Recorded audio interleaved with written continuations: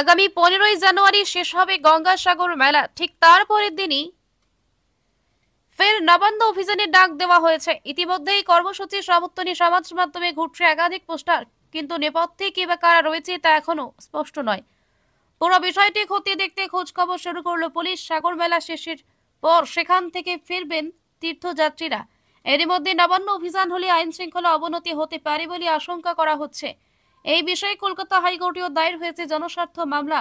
ভরত কুমার মিশ্র নামে এক ব্যক্তি আন্দোলনকারীদের পরিচয় জানতে চেয়ে হাইকোর্টে মামলা দায়ের করেছেন। তার বক্তব্য, যে বা যারা এই কর্মসূচির আয়োজন করেছেন তারা সামনে আসুন। একই সঙ্গে গঙ্গাসাগর মেলা শেষের প্রসঙ্গটি টেনে কর্মসূচির দিন এবং স্থান পরিবর্তনের দাবিও জানিয়েছেন ওই ব্যক্তি।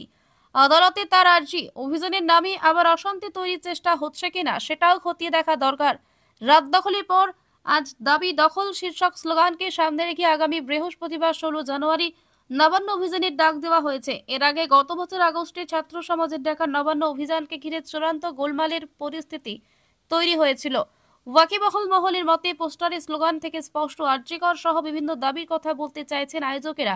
ঘটনার নেপথ্যে বিশেষ একটি রাজনৈতিক দলের মদত রয়েছে বলেও দাবি পুলিশের। পুলিশের এক কর্তা বলেন, এখন এই ব্যাপারে কেউ কোনো অনুমোদন চেয়ে আবেদন করেনি, তবে পরিস্থিতির দিকে